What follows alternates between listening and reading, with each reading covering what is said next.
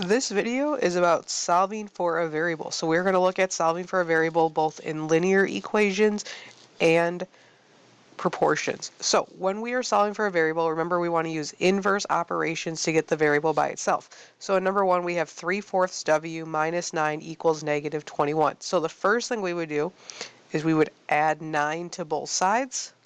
So we get 3/4 w is equal to negative 12. To get rid of a fraction, you're going to multiply by the reciprocal, which means the top and the bottom of the fraction are going to switch. So we have 4/3 on both sides. That cancels out to leave us w equals. Now we can put negative 12 over 1. We can multiply the numerators and the denominators together. So we get negative 48 divided by 3. So w is negative 16. Remember, you could always put in your calculator as well. In number 2, in order to solve for x, there is a parenthesis, so we need to distribute. When you are distributing, remember you are multiplying. So we get 29 equals 12x minus 48 minus 5x. Notice that there's two terms on the same side with an x, so those can combine together. 12x minus 5x is 7x, so we get 29 equals 7x minus 48. We can add 48 to both sides. So we get 77 equals 7x. When we divide by 7, x equal to 11. In number 3, in order to solve, again, we need to distribute. Now, we're not distributing the 22, we're distributing this negative because that's what's touching our parentheses. So we get 22 minus 6g minus 4 equals negative 102.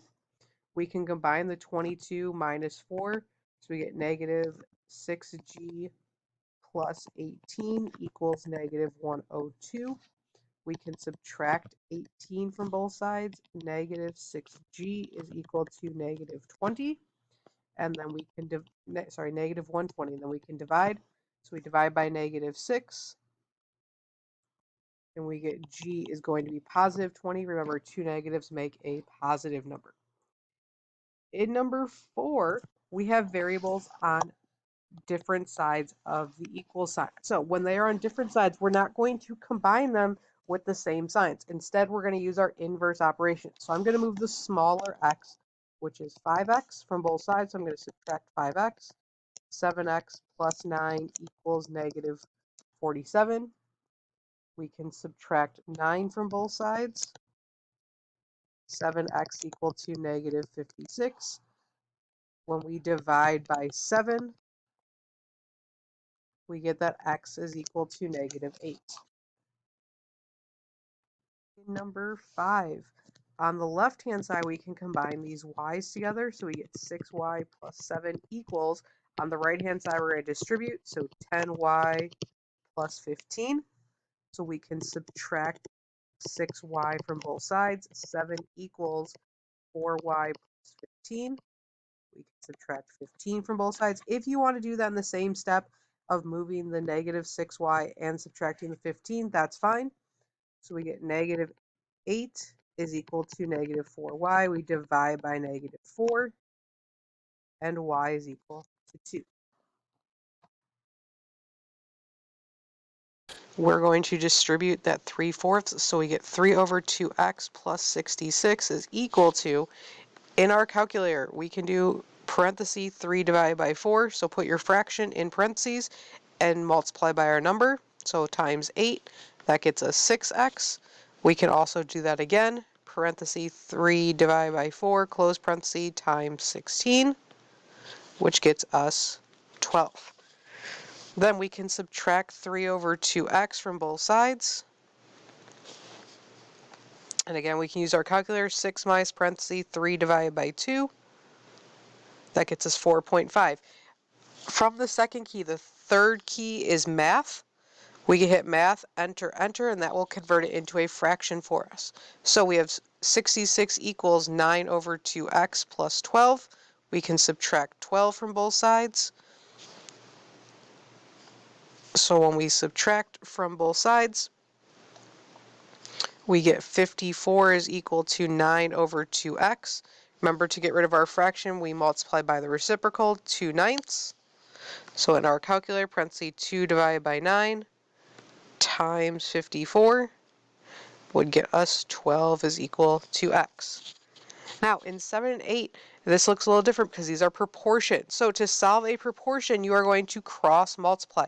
So you're going to multiply the numerator with the denominator.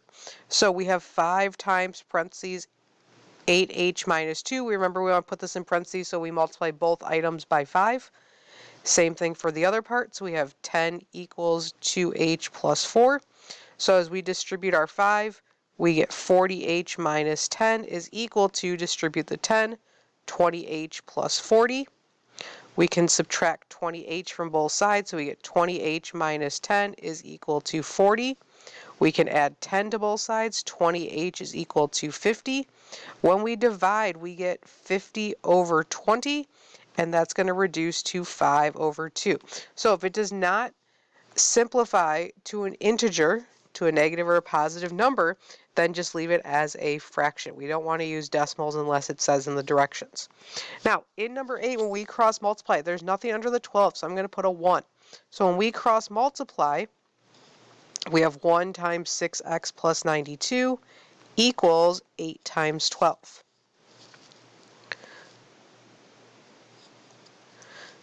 So we get 6x plus 92 is equal to 96. We can subtract 92 from both sides. 6x is equal to 4. When we divide by 6, we get x equals 4 over 6. Remember to reduce, which is 2/3. If you're not sure how to reduce, you can always use your calculator.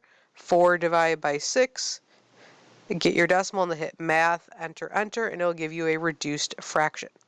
Now, remember when we're solving for a variable that we're not always going to get an integer answer. Sometimes we get a special case. So let's look at those special cases.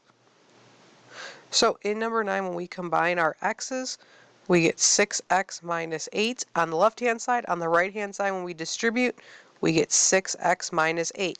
Now, some of us might notice this is a special case right here. If not, when we subtract 6x from both sides, those cancel out. We're left with negative 8 equals negative 8. So this is a special case. Because this is true, negative 8 and negative 8 are the same number, this is going to be infinitely many solutions.